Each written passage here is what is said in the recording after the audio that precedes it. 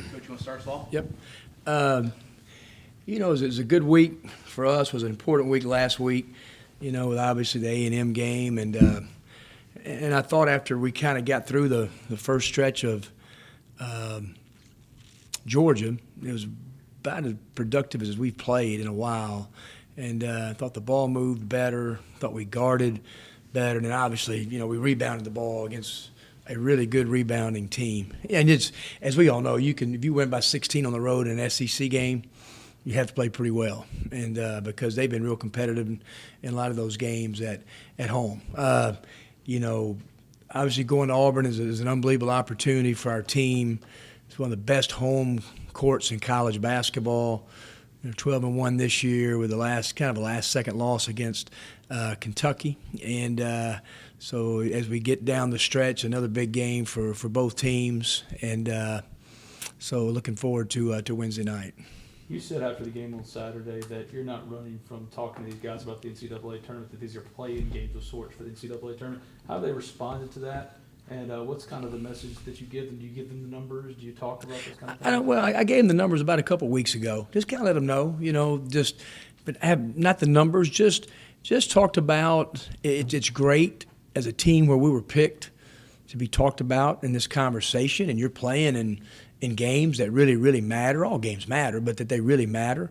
And and like going to Georgia, no matter what Georgia's record was, just the game is really important.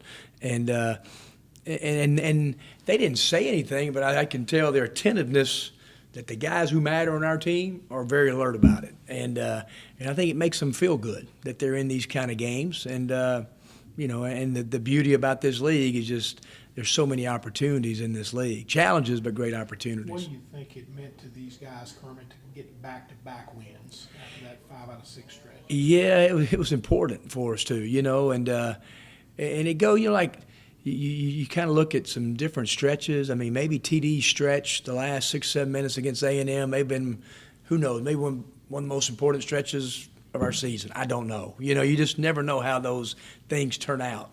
I mean, because every team is going to go through some tough spots. They just are.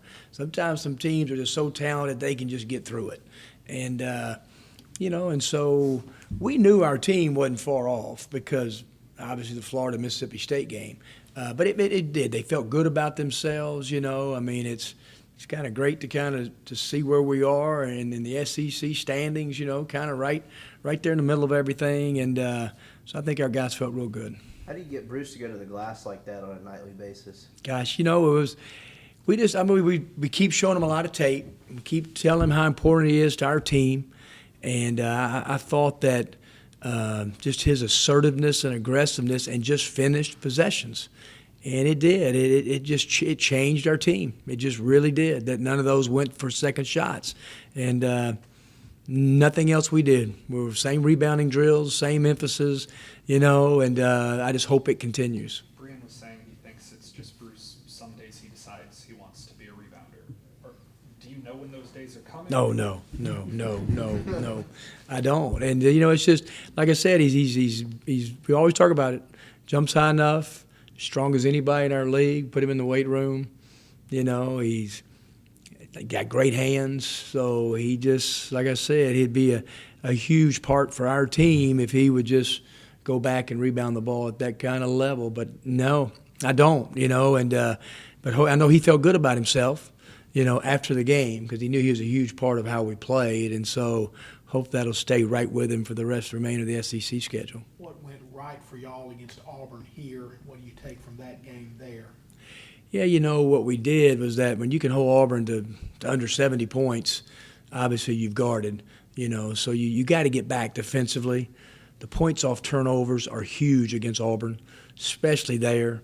And so, if you can win the points off turnovers, because you get that team in the open floor off live ball turnovers, it's real difficult. And so, we just did a lot of really kind of just simple things right. Tried to make them play in the half court, and they've got really, really good players. I mean, that's some great guards in that game. I think 4 out of the top 7 leading scorers in the SEC. And so it's going to be Yeah, I know it's going to be an exciting game. They'll have a great crowd, and we just got to do simple things: get back, rebound the ball, points off turnovers. What I see when teams go to Auburn, they quick shoot. They quick shoot. I mean, we're going to try to play in transition, play fast. But once you get in the half court, you can't just one pass, quick shoot. It leads up tempo and all those possessions that they get. So you got to really run really good half court offense. What changes the second time when you play a team? How does the preparation differ? The preparation's simpler because obviously you've seen them. And at this time of the year, we've seen everybody so much. Whether I'm scouting Georgia, I may have seen them play Auburn. So innately you kind of see them play a lot.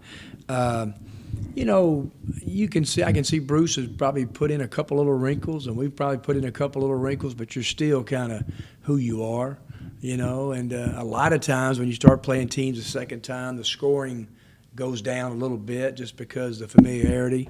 And but like I said, it'll really be kind of similar, of emphasis of what we had, over a month ago.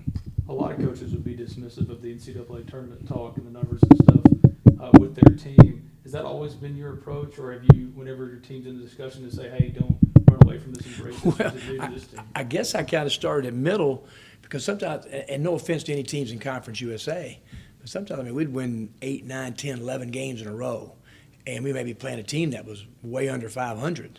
I said, guys, y'all don't, you got to understand the importance in the national scheme for us in this game. Maybe we can still we'll probably still win the league if we lose this game, but the national importance of just getting yourself ready to go on the road and, and maybe the crowds weren't as big, and trying to self-generate some energy. Well, in the SEC, it's different. It is different. But I like I said, we're not going to talk about the NCAA tournament every day and how many wins and all that kind of stuff.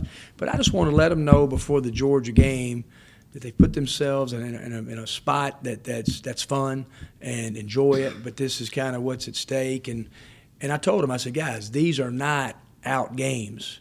There's only one must, it's when if you lose, your season's over. That's a must win. And there's really not many of those. And so no must wins. I'm not trying to put any kind of pressure on them. I just want to know the importance of it one time, and I think they do. Yeah, Bree and TD, Bree said he and TD have really embraced that too, and the focus for them and their teammates is just focus on the day and just like being all in today, not thinking about next year or week next or whatever. Have they done a good job, do you think? They have done a good job. And like I said, from practice, both of those guys, and our team responded well, after the Mississippi State Florida week, and we had some physical practice, but they responded in a good way, and he and Brian have led us really vocally, very good. And, I think all Ole Miss people, me being the number one, would love to see TD play in an NCAA tournament before he leaves Ole Miss, and he's meant a lot to Ole Miss basketball. So, and I think, those are just kind of the things that I think a lot of coaches would like for their seniors. And I hadn't been around here very long, but especially a guy that's given that much to Ole Miss basketball over 4 years. Anything else? All right. Thanks. All right. Appreciate it. Thanks, guys. Appreciate it.